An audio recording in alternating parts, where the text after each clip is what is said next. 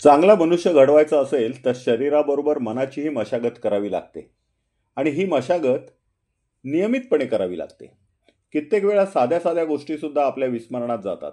शाळा कॉलेजात शिकवलेल्या कित्येक गोष्टी फक्त परीक्षेपुरत्या लक्षात राहतात आणि नंतर त्या विसरल्या जातात. त्यामुळे कित्येक चांगल्या गोष्टींची उजळणी वा पारायणे करावी लागतात. तसे पाहता संघ ही चांगला माणूस घडविण्याची फॅक्टरी आहे. चांगला माणूस तो की जो शरीराने व मनानेही सदृढ आहे. नमस्कार, मी अवधूत वाघ आणि आपण पाहत आहात माझं युट्यूब चॅनेल अवधूत चिंतन. सर्व शाखांमध्ये खेळ खेळत असताना योग, व्यायाम, दंड, लेझिम सारखे शरीर धष्टपुष्ट करणारे क्रीडा प्रकार करत असतानाच मनाची योग्य ती मशागत होण्यासाठी बौद्धिकांची आवश्यकता असते. याला प्रवचन, भाषण, कीर्तन वा लेक्चर्स असे तुम्ही काही म्हणू शकता. एखादेच कीर्तन ऐकल्यावर जसा माणूस गुणी बनत नाही, तसा एकदाच सत्संग केल्यानंतर त्याला सत्य कळतेच असे नाही. गुणी बनण्यासाठी किंवा सत्य समजण्यासाठी अनेक कीर्तने, प्रवचने, भाषणे पुन्हा पुन्हा ऐकावी लागतात किंवा नियमितपणे सत्संग करावा लागतो. ज्ञानप्राप्तीचे 3 मार्ग आहेत. पहिला मार्ग म्हणजे अनुभवाने मिळणारे ज्ञान. आपल्या आजूबाजूला ज्या काही घटना घडत असतात, आपण जे काही पाहत असतो त्यातून आपण अनुभव समृद्ध होतो व त्यामुळे ज्ञानवर्धन होते. दुसरा मार्ग म्हणजे वाचन. ग्रंथ वाचनाने ज्ञानप्राप्ती होते व तिसरा मार्ग म्हणजे श्रवण किंवा श्रुती. गुरुमुखातून किंवा ज्येष्ठांच्या, ज्ञानी, तपस्वी व त्या क्षेत्रातील तज्ज्ञांच्या प्रवचनांच्या माध्यमातून व ती ऐकून ज्ञानप्राप्ती होते. शिक्षणाचा श्रुती हा सर्वोत्कृष्ट व सर्वात सोपा मार्ग आहे.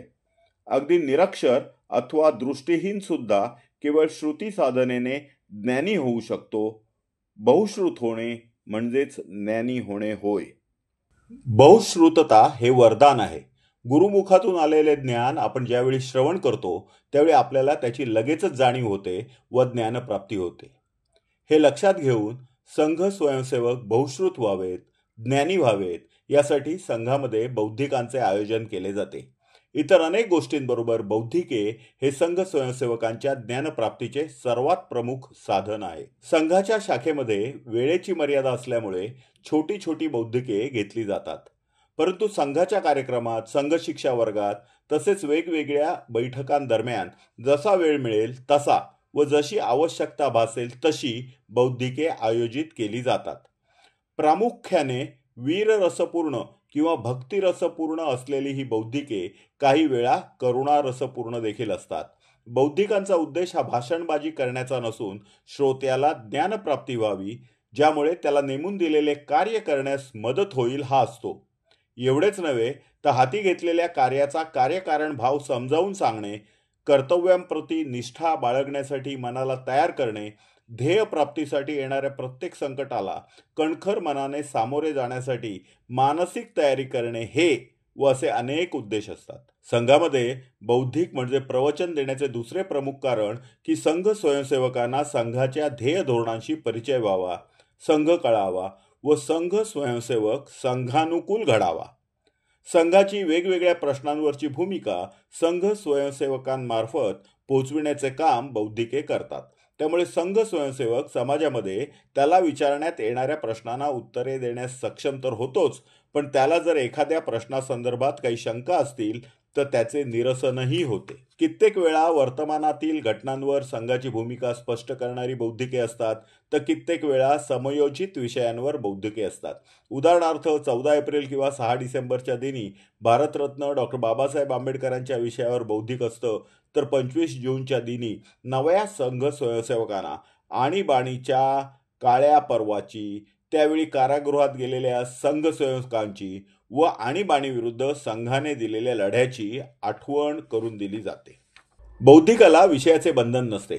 शूरवीरांच्या यशोगाथा ते आंतरराष्ट्रीय विषय, राष्ट्रापुढील समस्या ते छत्रपती शिवाजी महाराज व संभाजी महाराज, महाराणा प्रताप, सम्राट पृथ्वीराज चव्हाण, राणा संग, राजा पौरस, सम्राट अशोक, सम्राट चंद्रगुप्त मौर्य, आचार्य चाणक्य आदी महापुरुषांच्या कथा यावर बौद्धिके घेतली जातात. 1857च्या स्वातंत्र्य सम्रातील महानायक, ब्रह्मावर्ताचा क्रांती नेता श्रीमंत नानासाहेब पेशवे, झाशीची समरलक्ष्मी राणी लक्ष्मीबाई नेवाळकर, पहिला क्रांतीवीर हुतात्मा मंगल पांडे, मराठ्यांचा शेवटचा शूर सेनापती तात्या टोपे, जगदीशपूरचा राणा कुंवरसिंह यांच्या अभूतपूर्व शौर्याच्या कहाण्या बौद्धिकात सतत वर्णिल्या जातात.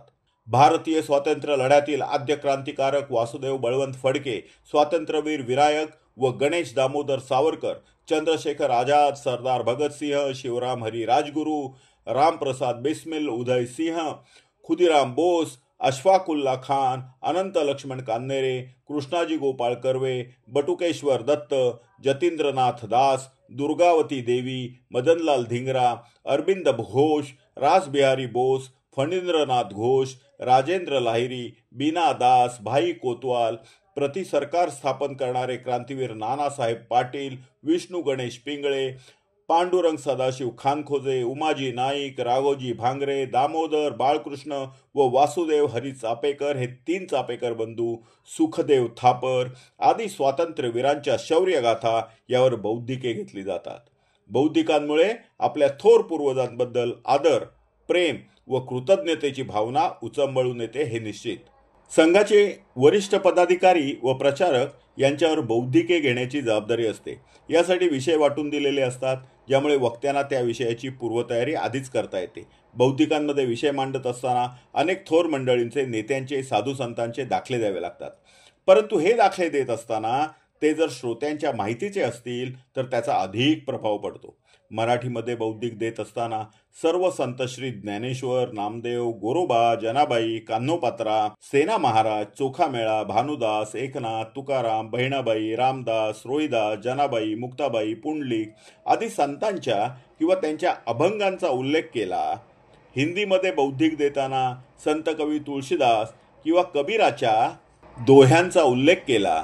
गुजरातीमध्ये बौद्धिक देताना संत नरसिंह मेहता यांच्या कवनांचा दाखला दिला तर तो श्रोत्यांना अधिक भावतो.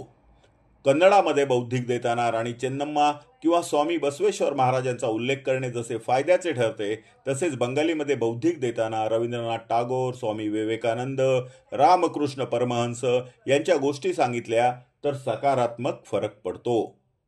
पण त्याचबरोबर वेगवेगळ्या प्रांतात असलेल्या वेगवेगळ्या थोर मंडळींची इतर प्रांतातील श्रोत्यांना ओळख व्हावी म्हणून, बंधुभाव वाढावा म्हणून कित्येक वेळा बौद्धिके घेतली जातात.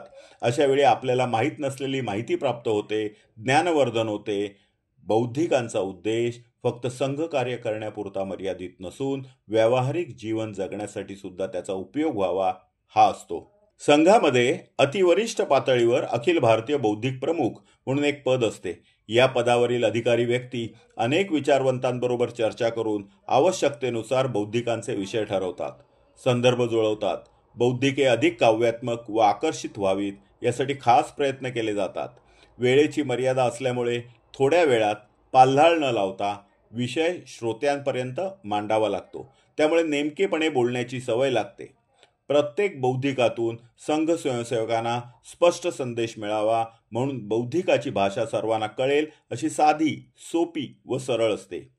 वक्त्याच्या स्वभावानुसार बौद्धिकाची मांडणी होते. काही वक्ते बौद्धिके एका सरळ स्वरात ऐकवतात, तर काही अनुभवी वक्ते आवाजाचे अचूक चढ उतार करून बौद्धिके अधिक प्रभावी करतात. संघामधील अनेक ज्येष्ठ प्रचारक त्यांच्या बौद्धिक घेण्याच्या हातोटीमुळे ओळखले जातात. अशा प्रचारकांना त्यांच्या क्षेत्राच्या बाहेरही मोठी मागणी असते. थोडक्यात संघातील बौद्धिके म्हणजे मेंदूचे खाद्य असून नित्य नवीन बौद्धिके ऐकणे ही एक प्रकारची पर्वणीच असते. त्याने ज्ञानवर्धन तर होतेच, पण श्रोत्यांचे गुणवर्धन पण होते. त्यामुळेच की काय, संघामध्ये बौद्धिकांना एक अनन्यसाधारण महत्त्व आहे. किंबहुना बौद्धिके हे संघाचे अविभाज्य अंग आहे. तुम्हाला हा व्हिडिओ जर आवडला असेल तर लाईक करा, कमेंट करा, फॉरवर्ड करा, सबस्क्राईब करा आणि बेल आयकॉन दाबायला विसरू नका.